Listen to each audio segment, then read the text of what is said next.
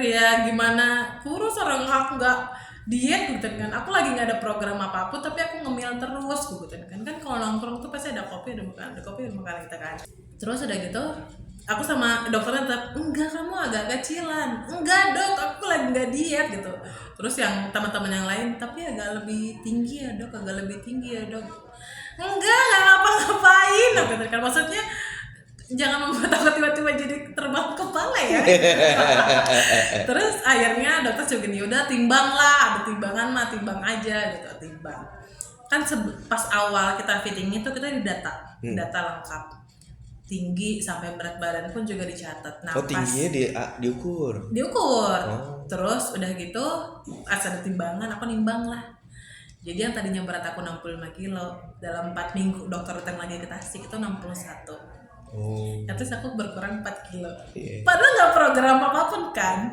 Terus dari segi tinggi kok ninggian. Awalnya cuma tinggi 2 cm, tapi kan lumayan dong. Tadinya stucknya berapa? 154. Setelah itu jadi 156 dalam 4 minggu. Awalnya mikirnya oh ya mungkin karena lagi pakai alat ini doang kali dok gitu kan aku masih denial gak bisa nerima ya. Terus udah gitu dokter cuma ya udah nggak apa-apa gitu. Terus udah beres kita duduk di sofa gitu sama yang lainnya, kita sambil ngobrol ngemil-ngemil. Terus dokter nyamperin nanyain yes udah mens belum bulan ini. Terus aku pikir udah kemarin. Terus aku balik lagi mikir bulan ini gue gak ada minum obat loh. Karena dulu itu semenjak setelah skoliosis ini kan aku rasa aku jadi banyak keluhan, terutama dari mens. Jadi mens itu aku waktu mens itu di kelas 2 SMA 2 atau 3 SMA lah. Itu juga sadarnya pas lagi bulan Ramadan. Jadi teman-teman aku ini puasa, ini gak puasa, ini puasa, ini gak puasa, tapi kok gue puasa mulu ya gitu. Sampai akhirnya baru ngomong ke mama, kenapa ya kok aku gak mens gitu. Terus akhirnya oke lah ke rumah sakit dan dicek ternyata ada masalah dari syaraf-syarafnya gitulah. Nah terus sama hormonnya yang balance, makanya kenapa mood swingnya parah. Terus ya salah satunya di masalah reproduksi kan. Sampai akhirnya dokter nge-suggest minum obat. Jadi ada obat, kalau di Islam kan suka ada kalau orang mau naik haji dia suka dikasih obat supaya dia nggak mens sebulan, supaya hajinya lancar. Nah kalau saya itu kasih obat supaya aku bisa mens. Nah jadi obat itu kan dia termasuk obat hormon. Nah jadi dari efek obat hormon itu juga jadi dia menggendut. Nah tapi dari minum obat itu sehari aku bisa ganti pembalut itu 9 pes. Jadi lagi sekolah duduk kamar mandi kan rasanya gak nyaman, keluar terus darah. Nah terus kalau misalnya di bulan itu aku nggak minum obat itu darahnya nggak keluar pun dia mungkin cuma di tengahnya pesnya doang, abis itu udah gak gimana tapi itu rasanya sakit. Nah itu kalau mens. Terus aku pikir iya juga sih dok, gue udah mens ya bulan ini. Udah mens bulan ini tapi tanpa minum obat. Cuma pakai baju terapi itu doang. Dokternya tidak memberikan obat apapun, nggak suntik, nggak apa. Terus dokternya yang lagi udah buang air besar belum? Terus aku pikir lagi udah sih. Oh udah. Tapi dalam hati aku juga pikir iya coy, gue nggak minum apa-apa, gue minum kopi mulu tapi gue nggak minum Yakult, yogurt, pepaya, apapun yang buat mancing buang air besar itu nggak aku konsumsi gitu pada saat itu. Tapi gue udah bisa buang air besar gitu. Terus yang lain tuh pada bilang itu kan bener dipakai setiap hari jadinya metabolismenya lancar, pencernaannya lancar. Apa iya? Awalnya mikirnya gitu kan. Cuma karena masih reject dan tidak reject, denialnya udah keluar terus. Aku pikir coba mungkin ini karena kebetulan aja kali gitu kan. Oh iya, tapi dalam hati kayak nggak mungkin, udah gitu doang. Sampai pas di bulan Desember ketemu lagi sama dokter, terus dokter bilang kita foto lagi, foto. Jadi sebelum foto itu kan aku bilang, dok kok korset ini agak longgar ya, agak kurang nyaman gitu. Ya udah nggak apa-apa, kita ketemu, kita kontrol. Oke, kontrol, diukur lagi, terus ditarik lagi lah si talinya settingan itu. Sampai akhirnya dokter bilang foto lagi, foto. Oke, foto dari belakang gitu kan. Terus di compare yang Oktober 2022 sama yang Desember 2022. Nah, setelah di compare baru kelihatan tuh hasilnya Oktober sama Desember. Dari yang belikatnya gede banget, itu udah mulai lebih kecil. Terus dari talibranya itu kelihatan banget. Jadi talibra dulu itu ke bawah banget karena kan si belikatnya besar. Nah, ini karena belikatnya sudah mulai kecil, talinya udah mulai rata. Terus dari lengkukan yang pinggul itu besar, itu jadi lebih kecil. Sebelah cekung itu mulai ngisi. Nah, jadi bayangannya kalau orang skoliosis itu sebelah kanannya aku besar, tapi sebelah kirinya aku kecil. Termasuk juga bokong, besar sebelah dan turun sebelah. Nah, di Desember itu setelah dokter foto, terus di compare, baru aku ngeliat, oh dari talibranya udah kelihatan kecil. Terus dari belikatnya udah lebih kecil. Terus dari cekungannya udah lebih ngisi. Dari cembungnya ini lengkungannya udah mulai kecil gitu kan. Baru dari situ aku ngerasain bahwa oh ternyata benar, cuma pakai 24 jam hasilnya ada, asalkan ya itu nurut sama kata dokternya gitu kan. Terus itu dari segi dalam sama dari segi tulang. Terus dari situ aku sajis lah untuk keluarga aku juga sama-sama pakai, karena aku ngejudge keluarga aku adalah keluarga pasien semua. Jadi bapak aku diabetesnya tinggi, ibu kolesterol, kakak aku asma, yang kedua juga asma, lambung, terus yang ketiganya skoliosis, yang keempatnya skoliosis. Jadi aku rasa kita semua adalah pasien.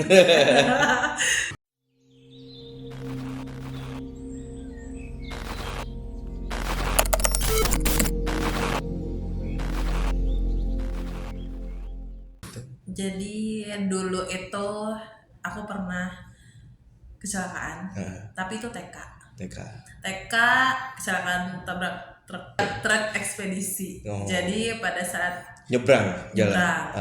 Hari Lebaran di hari ulang tahun aku, terus aku nyebrang. Karena aku ngejar bapak aku kan. Gitu. Bapak aku turun dari mobil, terus aku ikut turun, terus aku langsung lari kayak apa ceder, tabrak. Gitu. Nah itu ditabraknya dari samping.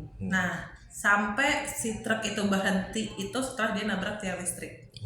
Nah kalau di Samarinda kan banyak tuh got-got. Nah jadi orang-orang pas aku ketabrak itu mereka nyarinya di got.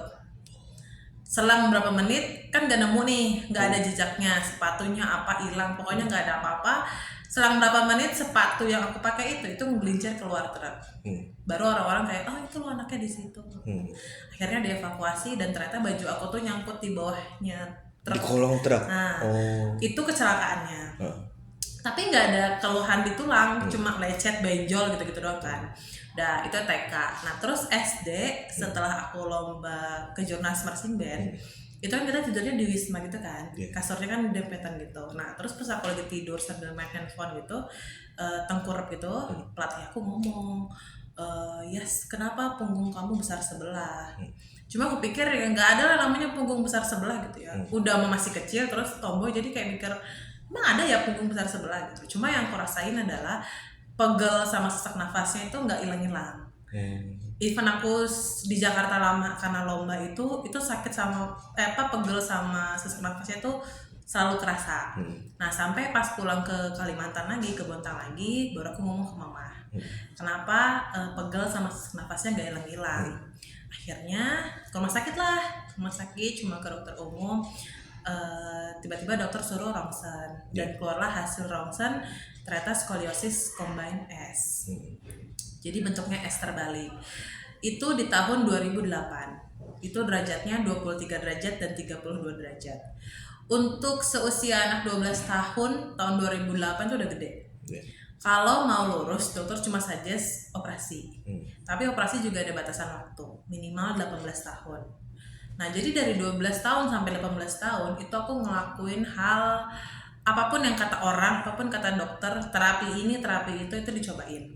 Terutama pakai brace. Jadi ada namanya scolio brace, itu juga bikinnya custom. Bikin itu hasilnya semingguan lah, baru kita bisa pakai. Baru pulang ke Kalimantan dipakailah ke sekolah. Oh bikinnya di Jakarta? Bikinnya di Bandung. Oh bikin di Bandung. Rekomendasi dari dokter ortopedi. Terus tuh udah pulang dengan harapan baju brace itu bisa menahan derajat skoliosis Tapi ternyata setelah pakai brace itu rasanya nggak nyaman banget. Jadi aku sekolah pakai itu tuh kayak robot, tau gak? Jadi kan itu dari pundak sampai ke pinggul. Sampai ke pinggul, kaku banget. Terus yang tadinya anak ekstrovert, jadi aku berani main sama orang. Setelah aku pakai alat itu aku nggak berani ngapa-ngapain, karena juga dokter langsung nge-suggest bahwa kamu nggak boleh ngapa-ngapain selain sekolah. Jadi cuma sekolah pulang gitu. Yang tadinya ikut banyak ekskul, ini juga dia cut semua, nggak boleh.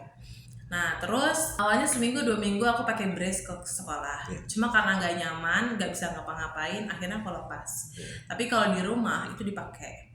Pun kalau tidur itu harus dipakai kan seharusnya. Cuma kan karena gak nyaman banget ya. Jadi kadang si perepetannya itu aku buka. Jadi aku tidur cuma dia, yang penting dia nempel terus aku tidur. Kan soalnya kaku kan. Kaku, terus kalau kita tidur itu kerasa seseknya tuh makin sesak gitu. Akhirnya aku buka. Nah terus tuh selang beberapa hari pun selama di Bontang itu kan orang-orang suka suggest kayak terapi lo kesini, ke Pontianak, kesini. Itu semua dicobain, didatengin. Ada dari yang totok tulang lah, terus yang pakai air lah, apalah, pakai beras kencur lah, yang tradisional apa, semua dicobain. Ya dengan harapan itu bisa membantu menyembuhkan skoliosis. Sampai ke luar negeri juga berobat? Ke luar negeri sih enggak, cuma lebih sering keluar kota. Bukan di kota Bontang aja. Terus dicobain, tapi ya tidak membuahkan hasil yang baik. Pun fisioterapi di rumah sakit di Bontang pun juga rutin. Jadi Senin sampai Jumat itu aku sekolah, Sabtunya terapi di rumah sakit. Nanti 6 bulan sekali ke Bandung, kontrol sekalian terapi. Itu aku juga ngejalanin terapi namanya chiropractic. Jadi dulu lagi happening banget chiropractic. Itu juga dapat rekomendasi dari temannya papa. Jadi disuruh chiropractic ke Bandung. Akhirnya kita ke Bandung nyobain. Terus sempet lah 2 tahun. Chiropractic itu yang dikeretak-keretak itu, tau kan? Nah, terus udah gitu dia dengan harapan dengan chiropractic bisa mengurangi derajat lah, atau ya lebih bagus kalau dia bisa jadi lurus gitu kan. Tapi kan ternyata tidak. Seiring bertambahnya waktu sampai usia 18 tahun itu terakhir rongsen di 2015 waktu aku mau masuk kuliah. Jadi minggu depan nih aku udah mau ospek nih gitu kan. Terus aku mikir kayak yang rasanya udah cukup lah pengobatan dan pembahasan tentang hal-hal skoliosis itu kayaknya udah nggak ada harapan gitu ya, karena setiap ke rumah sakit pun, setiap kontrol pun derajatnya selalu bertambah. Walaupun terapi tetap dijalanin, brace kadang lepas pasang, olahraga rutin, berenang apa itu tetap dijalanin, tapi ternyata setiap 6 bulan sekali kontrol ke ortopedi itu bertambah sampai akhirnya dokter pun selalu mensuggest udah ini operasi aja. Cuma kami nggak bisa nerima gitu aja gitu loh, karena kan dokter juga menjelaskan kalau operasi itu resikonya A, B, C, D, E gitu kan. Jadi kayak udah daripada ada resiko panjang mending nggak sama sekali gitu. Nah akhirnya di 2015 stop semua pengobatan apapun, dari terapi, obat, terus renang, apalah semuanya pokoknya dilepas. Itu sebenarnya bener-bener yang udah nggak usah ada pembahasan tentang skoliosis. Nah akhirnya ya udah jalanin hidup dari 2015 sampai 2021 lah, itu sampai COVID pun kuliah, kerja, apa segala macam itu sebenarnya sakit. Cuma aku nggak pernah sounding ke orang-orang sekitar aku bahwa aku skoliosis. Jadi kayak udahlah cukup aja. Kerjanya kerja di bidang apa? Aku kuliah manajemen perhotelan, hospitality, terus kerjanya sebagian di hotel sebagai HR. Karena mikirnya juga kayaknya nggak ada di perusahaan yang menerima orang yang punya sakit gitu kan. Karena aku juga pernah magang di perusahaan tambang, terus magang 3 bulan, terus 3 bulan lagi nambah, terus dia tuh kayak mau nge-hire untuk jadi kontrak PKWT, cuma syaratnya adalah MCU. Cuma aku udah mewanti-wanti bahwa saya sebenarnya ada skoliosis gitu kan. Cuma kayak ya udah coba aja dulu MCU, kali aja ada perubahan kah atau ada progresif apa. Tapi ternyata itu masih gitu kan. Dan ya jadinya statusnya kan unfit, jadi ya gak keterima gitu. Cuma yang aku pikir adalah ya udah berarti aku nggak cocok untuk pekerjaan yang banyak tele-tele tentang MCU-nya lah gitu, karena pasti itu sudah didis gitu kan, sudah nggak bisa gitu. Jadi balik lagi setelah COVID, balik lagi ke perhotelan gitu. Terus udah gitu ya ngejalanin hari-hari sampai ngerasain sakitnya lah, pegelnya lah. Karena kan skoliosis itu beda sama orang normal pada umumnya. Kalau orang normal itu bilang, aduh pegel, sama skoliosis juga pegel, cuma skoliosis itu nggak bisa ditentuin titiknya di mana. Kalau orang yang normal kan pegel di mana, di sini, dia tahu tempatnya. Tapi kalau skoliosis dari atas sampai bawah itu rasanya sakit gitu kan. Jadi kalau misalnya lagi aktivitas, lagi main, lagi ngapain tiba-tiba sakit, aku cuma bisa pendem atau tiba-tiba moodnya jadi turun, terus jadi sensian. Moody Karena kan, ya jadinya. yes. Karena kan emang lindung itu kalau aku bilang aku lagi sakit nih, tapi kan mereka nggak ngeliat dari mukanya ya, cuma yang sakit tuh muka gue coy, tapi kan mereka juga nggak bisa gimana gitu. Jadi udah cuma bisa dipendam, kadang ntar dulu ya aku ke mobil dulu ya ngapain, padahal sebenarnya tiduran buat ngerelaksin tulang aja gitu. Sampai akhirnya di 2022 itu juga dari yang nggak sengaja lah, mama dapat telepon dari temannya, terus temannya itu bilang ada dokter terapi modern dan banyak kasus skoliosis. Terus mama itu cuma bilang ke aku bahwa besok jangan kemana-mana ya gitu, karena besok ada dokter dari Jakarta datang.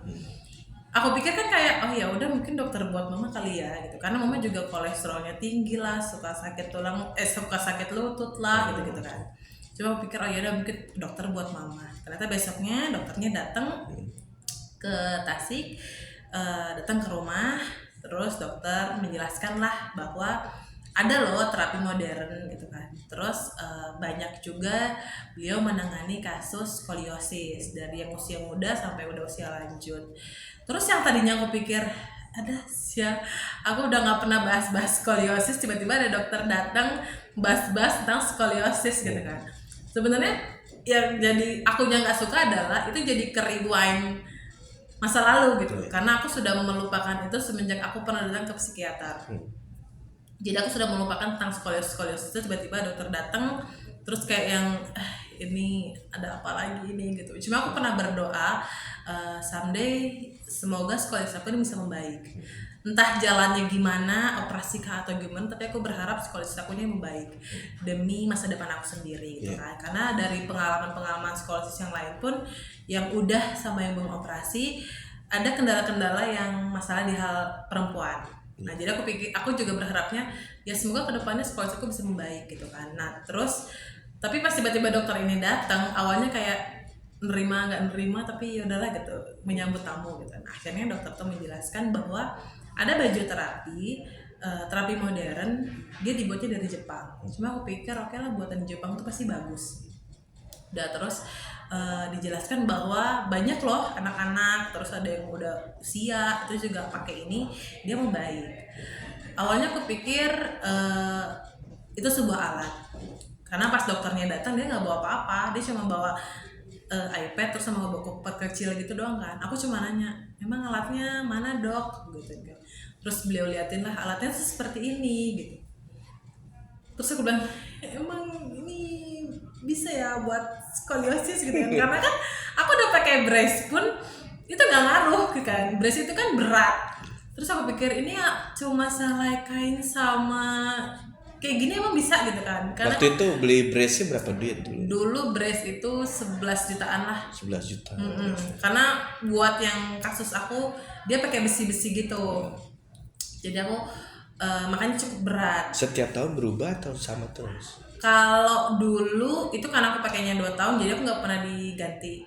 Tapi kalau dari up to date info sekarang itu dari teman-teman skolioser yang lain, tiap 2 tahun sekarang brace harus ganti. Sering pertumbuhan postur badannya itu 2 tahun harus diganti. Tapi kalau aku nggak diganti, karena kan aku pakai braces juga nggak maintain tiap hari gitu kan. Jadi cuma 2 tahun itu pun nggak full. Nah terus akhirnya aku coba fitting lah. Jadi si baju terapi ini sama dengan brace, kita harus diukur dulu, tapi dia nggak senyiksa brace. Terus ukur, terus kan dari 2015 sampai 2022 ini aku nggak ada, badan aku nggak ada penanganan kan, nggak ada yang nahanin skoliosis. Nah pas pakai baju ini aku rasa adalah ini nyaman, ini nyaman dan ini nggak kayak lagi terapi. Cuma karena aku masih gengsi dengan dokternya tadi, karena kan aku awal dia datang pun aku udah nggak nerima sebenarnya. Udah nggak gitu. respect, udah lihat udah. Cuma aku Males banget rasa ya.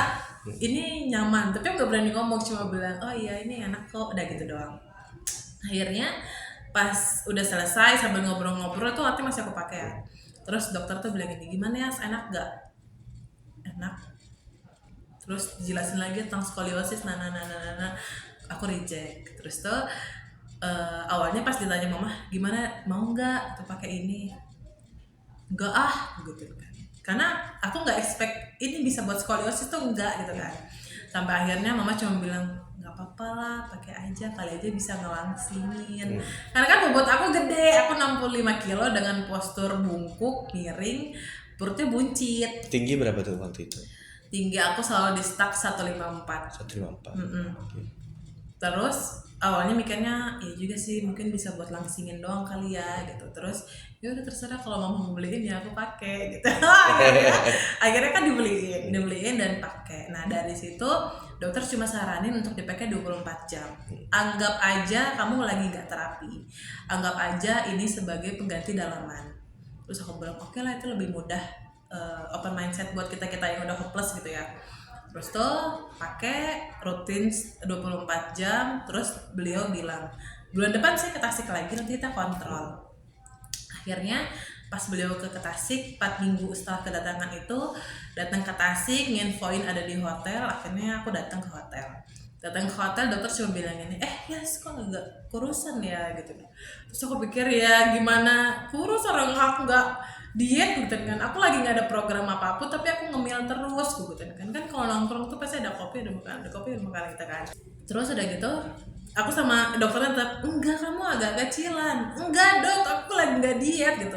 Terus yang teman-teman yang lain, tapi agak lebih tinggi ya dok, enggak ngapa-ngapain gitu kan. Maksudnya jangan membuat aku tiba-tiba jadi terbang kepala ya. Terus akhirnya dokter juga gini, udah timbang lah, ada timbangan mah timbang aja gitu, timbang. Kan pas awal kita fitting itu kita didata lengkap, tinggi sampai berat badan pun juga dicatat. Nah, tingginya diukur. Terus udah gitu pas ada timbangan aku nimbang lah. Jadi yang tadinya berat aku 65 kilo, dalam 4 minggu dokter datang lagi ke Tasik itu 61. Terus aku berkurang 4 kilo. Padahal gak program apapun kan. Terus dari segi tinggi kok ninggian. Awalnya cuma tinggi 2 cm, tapi kan lumayan dong. Tadinya stucknya berapa? 154. Setelah itu jadi 156 dalam 4 minggu. Awalnya mikirnya oh ya mungkin karena lagi pakai alat ini doang kali dok gitu kan. Kan aku masih denial, gak bisa nerima ya. Terus udah gitu dokter cuma ya udah nggak apa-apa gitu. Terus udah beres, kita duduk di sofa gitu sama yang lainnya, kita sambil ngobrol ngemil. Terus dokter nyamperin nanyain, yes udah mens belum bulan ini. Terus aku pikir udah kemarin. Terus aku balik lagi mikir, bulan ini gue nggak ada minum obat loh. Karena dulu itu semenjak setelah skoliosis ini kan aku rasa aku jadi banyak keluhan, terutama dari mens. Jadi mens itu aku waktu mens itu di kelas 2 SMA, 2 atau 3 SMA lah. Itu juga sadarnya pas lagi bulan Ramadan. Jadi teman-teman aku ini puasa, ini nggak puasa, ini puasa, ini nggak puasa. Tapi kok gue puasa mulu ya gitu. Sampai akhirnya baru ngomong ke mama, kenapa ya kok aku nggak mens gitu. Terus akhirnya oke lah ke rumah sakit dan dicek ternyata ada masalah dari syaraf-syarafnya gitulah. Nah terus sama hormonnya imbalance, makanya kenapa mood swingnya parah. Terus ya salah satunya di masalah reproduksi kan. Sampai akhirnya dokter nge-suggest minum obat. Jadi ada obat, kalau di Islam kan suka ada kalau orang mau naik haji dia suka dikasih obat supaya dia nggak mens sebulan, supaya hajinya lancar. Nah kalau saya itu kasih obat supaya aku bisa mens. Nah jadi obat itu kan dia termasuk obat hormon. Nah jadi dari efek obat hormon itu juga jadi dia menggendut. Nah tapi dari minum obat itu sehari aku bisa ganti pembalut itu 9. Oh. 9 pes. Jadi lagi sekolah duduk kamar mandi, duduk kamar mandi, duduk kamar mandi. Kan rasanya gak nyaman, keluar terus darah. Nah terus kalau misalnya di bulan itu aku nggak minum obat, itu darahnya nggak keluar. Keluar pun dia mungkin cuma di tengahnya padsnya doang. Abis itu udah gak gimana-gimana. Tapi itu rasanya sakit. Nah itu kalau mens. Terus aku pikir iya juga sih dok, gue udah mens ya bulan ini. Oke. Udah mens bulan ini tapi tanpa minum Tanpa minum obat. obat, cuma pakai baju terapi itu doang. Dokternya tidak memberikan obat apapun, Enggak. nggak suntik, nggak apa. Enggak. Oke.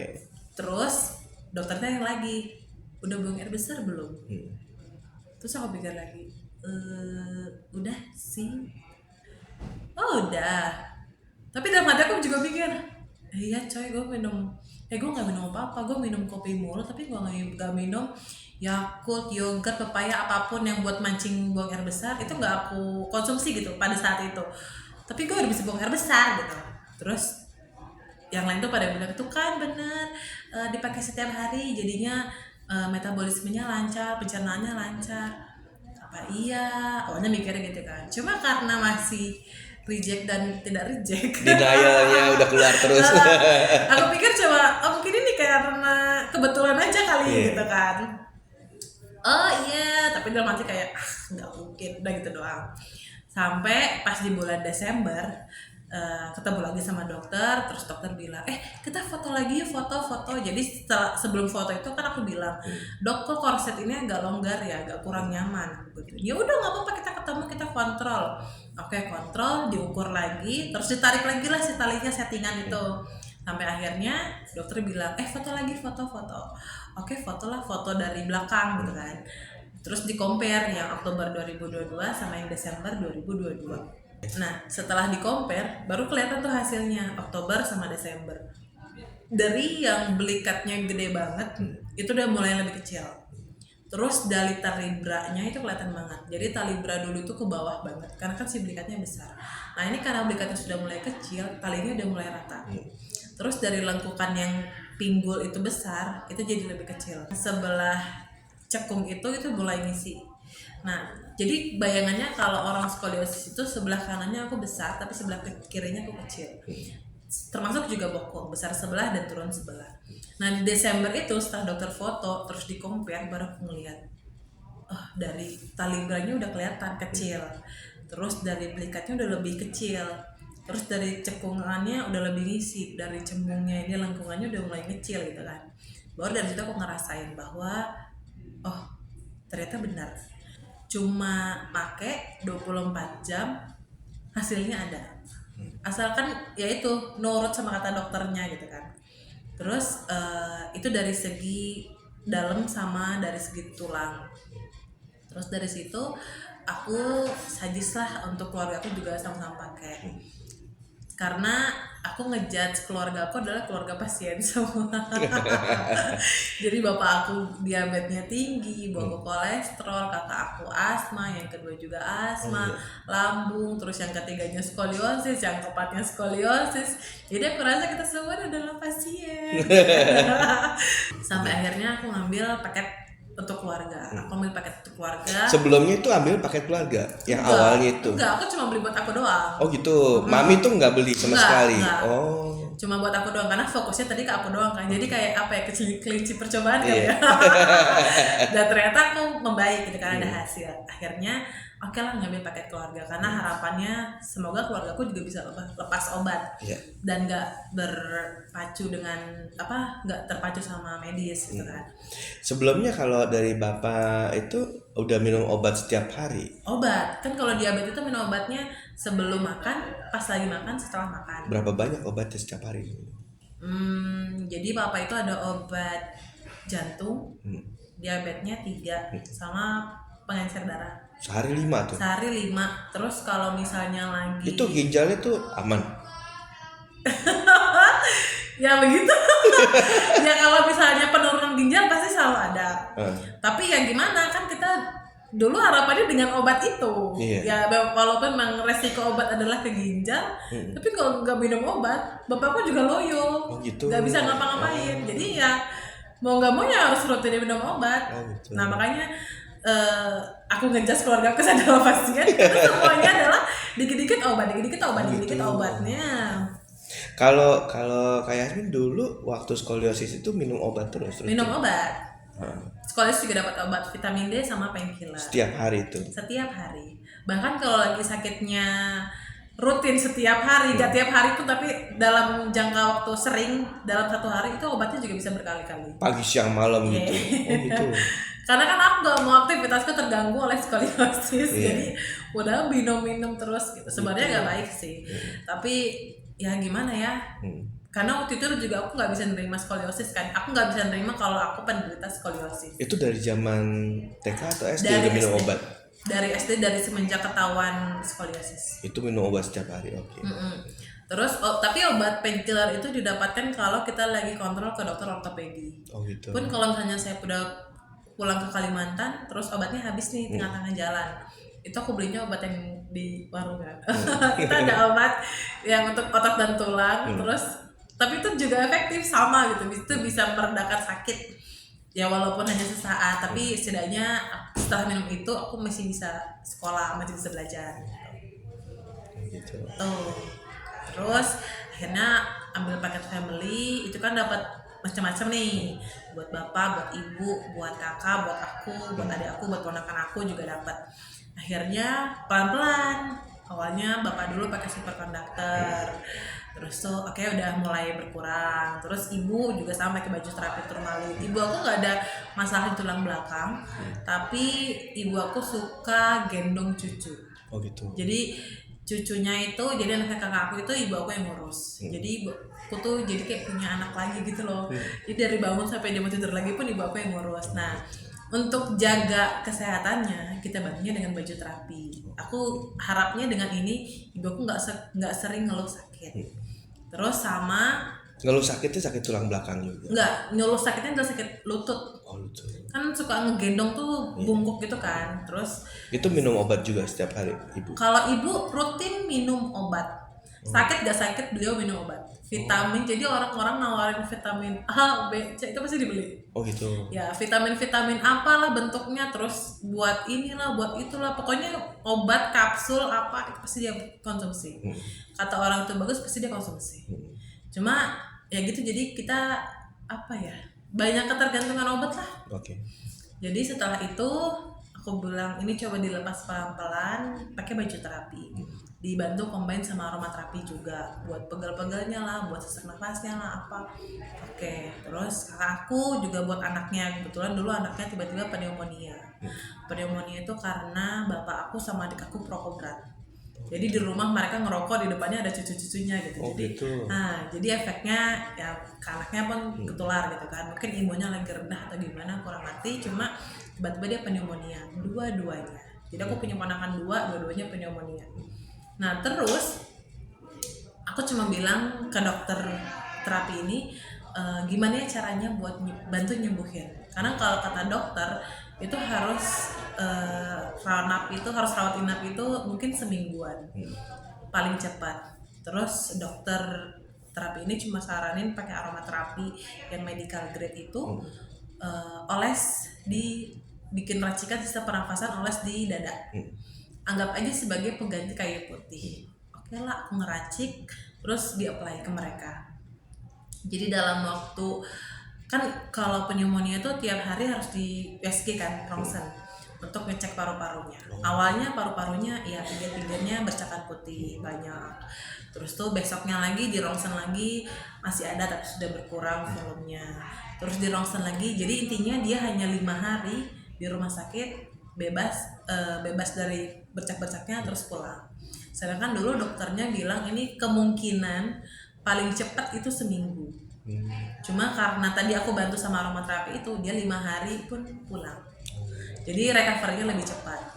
Nah terus olesnya di dada aja atau di itu? Di dada, punggung, anggap aja pengganti kayu putih gitu. Pun anaknya kan nggak ngerti juga, cuma kita bilang habis mandi di CK kita oles gitu. Cuma recovery-nya jadinya lebih cepat. Terus juga aku skoliosis. Kalau kakak aku ngebantunya waktu itu suaminya cedera karena saya main bola.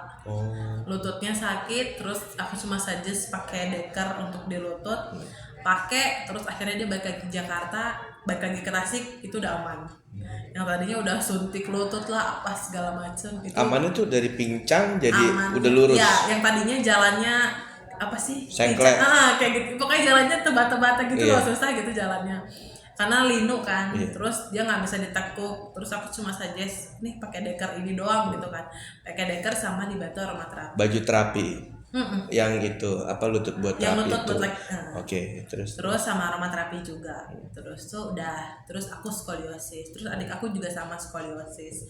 Dia skoliosis tapi tidak tahu kenapa. Kalau aku kan ada historinya pernah kecelakaan. Kalau adik aku dia anak rumahan. Dia anak rumahan, dia sekolah pulang bukan karena nggak boleh sama dokter tapi emang kemauannya dia sekolah pulang gitu. Kerjanya cuma main PS, duduk main komputer, PS gitu doang kan. Terus tiba-tiba pas SMA dia lagi duduk di ruang tamu gitu, pas kita ngeh kenapa punggung dia sama kayak punggung aku, belikatnya besar. Cuma karena mama sudah berpengalaman, karena ngelurusin aku, sama bilang yaudah ini udah skoliosis lah, udah sama persis gitu kan. Terus karena dia cowok dan dia juga cuek, jadi dia nggak usah pakai kayak punya aku gitu kan, nggak usah pakai brace apa segala macam. Cuma mama tetap bilang, tapi dia harus dijaga gitu kan, karena kan dia laki-laki. Setelah dia lulus kuliah kan dia harus bekerja, jadi dia harus juga jaga kesehatannya. Terus disuggest lah pakai baju terapi untuk laki-laki. ada untuk laki-laki. Ada, kebetulan warnanya hitam kan. Jadi dia pakai, sama dia pakai arm shaper juga sama. Terus dari situ juga udah mulai membaik. Terus ternyata ponakan aku, bukan ponakan sih, sepupu ya berarti, anaknya adiknya papa, itu dia sama-sama skoliosis. Dan nggak tahu juga kenapa tiba-tiba skoliosis. Turunan kali ya. Dulunya kita nggak tahu kalau itu turunan, Oh, gitu. tapi aku inget lagi dulu dokter aku pernah bilang, Hanifah, someday kalau ada keluarga kamu yang skoliosis harus cek genetik. Terus akhirnya ceklah genetik dan ketahuannya dari keluarga bapak ternyata. Terus kita tanyalah ke keluarga bapak yang disepuhkan gitu ya, yang disepuhkan keluarga bapak, dan ternyata benar. Dulu juga di keluarga ada yang tulang belakangnya bengkok lah, yang bungkuk lah, yang ya pokoknya dia masalah di tulang belakang. Cuma kan dulu nggak ada istilah skoliosis ya, cuma istilahnya itu bengkok, ini bungkuk gitu doang kan. Akhirnya pas tahu, oh ya berarti emang benar gitu, hasilnya pun ini genetik dari keluarga bapak. Jadi sebenarnya skoliosis itu bukan cuma pernah kecelakaan atau pernah jatuh, tapi bisa jadi mungkin genetik dan turunnya kemana tuh kita nggak tahu, cuma tiba-tiba ke kita skoliosis aja gitu. Iya. Gitu deh. Waktu penyembuhan berarti udah normal lagi. Kalau normal itu enggak, maksudnya bukan enggak, maksudnya harapan untuk lurus sebenarnya nggak ada. Karena operasi pun tidak menjamin lurus, tapi setidaknya keluhannya membaik. Terus posturnya membaik, nggak bungkuk, nggak miring. Terus sama derajatnya berkurang. Karena dulu pun terapi berharap derajat bisa berkurang, pun dengan brace derajat bisa berkurang, ternyata tidak di aku. Tapi dengan baju terapi ini itu bisa berkurang. Totalnya dalam 2 tahun aku berkurang 13 derajat. Jadi yang atas berkurang 6, yang bawah berkurang 7. Oh gitu. Hanya rutin pakai baju terapi itu. Jadi kalau dibilang Nggak pakai obat, nggak pakai suntik. nggak pakai obat, nggak pakai suntik. Jadi kalau dibilang udah lurus belum tulangnya. Lurus itu sebenarnya hanya 0,001% mungkin ya. Karena yang dioperasi pun dia tidak lurus, dia hanya mengganti tulang yang bengkok jadi pen. Sakit-sakit, nyeri-nyeri, pegel-pegel gitu udah nggak ada sama sekali. Alhamdulillah sampai saat ini nggak ada. Aku udah bebas mau kemana aja, aku udah bebas mau pakai heels kemana aja, mau jalan kaki nggak kebas lagi, nggak pegel lagi, nggak sesak nafas. Karena yang karena dari aku ada hasil ini kan aku sharing. Aku bikin video iseng terus posting di TikTok. Awalnya nggak begitu ramai tuh viewersnya, cuma ya 100, 200. Tiba-tiba boom sampai 9.000. Terus komen DM apa segala macam. Terus akhirnya ternyata mereka juga sama skoliosa. Dan kalau yang dia di daerah Jabodetabek, aku saranin kita ketemu di Jakarta. Ketemu di Jakarta, dan setelah kita ketemu, dia sharing, aku sharing, dia nangis, aku nangis, dia ketawa, aku ketawa. Ternyatanya sama gitu. Yang tadinya aku pikir apa cuma aku dong yang di sekitaran situ skoliosis gitu, mungkin yang skoliosis ada di negara mana gitu. Terus kadang kan di sini cuma ada aku, dan ternyata mereka pun juga sama dari kecil tapi nggak ada pengenangan apa-apa, terus yang tiba-tiba skoliosis, dan mereka pun juga sama sudah pernah cek ke medis dan disuggest adalah operasi, tapi nggak mau, walaupun operasi itu sebenarnya di cover. Tapi operasinya di cover, resiko kedepannya itu udah di cover. Nah akhirnya mereka juga sama, dia mencari opsi apa sih yang bisa bantu buat ngurangin minimal sakitnya skoliosis. Aku cuma bisa bilang, aku pakai ini, aku udah jalan 2 tahun dan postur aku seperti ini gitu kan, seperti sekarang gitu. Dan mereka pun ngiranya aku bukan yang di TikTok, itu bukan aku gitu. Terus aku bilang, wah itu aku gitu kan. Terus dia bilang, tapi nggak kelihatan kalau skoliosis. Ya memang gitu kan, dengan baju terapi ini pun teman-teman aku juga ngiranya aku sudah operasi. Waktu COVID dulu, waktu aku menghilang itu, mereka ngiranya aku operasi. Cuma aku bilang aku nggak operasi sama sekali. Jadi setelah dari situ ada juga yang sudah dan yang belum operasi, dan keluhannya pun sama, kakinya kebas, pegel, terus tuh miring, bungkuk, itu sama semuanya persis. Dan aku bilang, oh alhamdulillahnya dengan aku setelah ketemu ini, keluhan yang dulu kamu rasain sama aku rasain dulu di aku sekarang berkurang gitu. Aku cuma bisa suggest aku pakai ini loh gitu. Cuma kembali lagi ke dirinya sendiri gitu. Tapi setelah dari kan dia juga kontrol konsultasi dengan dokter terapinya, konsultasi terus discuss gimana, ya dokter cuma bisa suggest pakai baju terapi ini yang lebih aman dan nyaman. Akhirnya ya pakai gitu, mereka juga pakai dan mereka juga mendapatkan hasil. Dari situ aku sharing, dia juga sharing, terus kita saling, ya kadang suka ketemuan kalau ada waktu luang, kita ketemu. Dan ya dia juga bilang, kenapa baru ketemu sekarang ya? Terus lagi ya, kalau aku juga bisa minta mah ketemunya 2010 aja boleh gak? Tapi kan mungkin ya Allah juga pengennya kita berusaha dulu, biar dapat hikmah kehidupan itu gimana. Gitu deh. Baik. Jadi memang berat sebenarnya. Sebenarnya memang berat buat nerimain ada perbedaan diri kita sama yang lainnya. Terus perbedaan itu tuh kelihatan jelas gitu. Kelihatan jelas dari postur, dari bentuk, itu tuh kelihatan banget. Memang sulit buat nerimanya. Aku juga nerima bahwa aku bisa oke, aku ikhlas lah nerima ini semuanya gitu, tanpa ada pikiran negatif yang lain. Itu tuh di 2015 tadi itu. Jadi setelah berapa tahun aku jalanin terapi skoliosis, baru aku bisa nerima bahwa oke, aku ini pengidap skoliosis gitu. Emang sulit, tapi setelah kita nerima itu, terus kita tetap berharap pasti ada kebaikan di balik ini semua.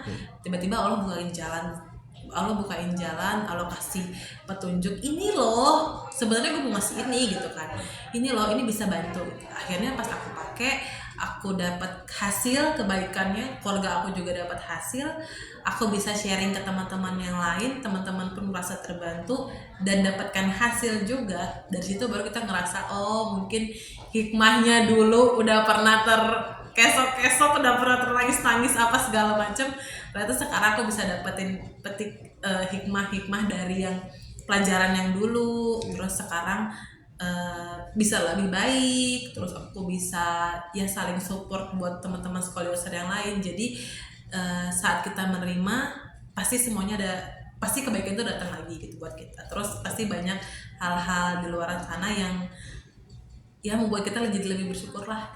Sebenarnya skoliosis ini bukan cuma kekurangan, tapi sebenarnya di baliknya ada kelebihan yang kita nggak tahu sebenarnya kita punya begitu, tapi ternyata dengan begini kita bisa begitu.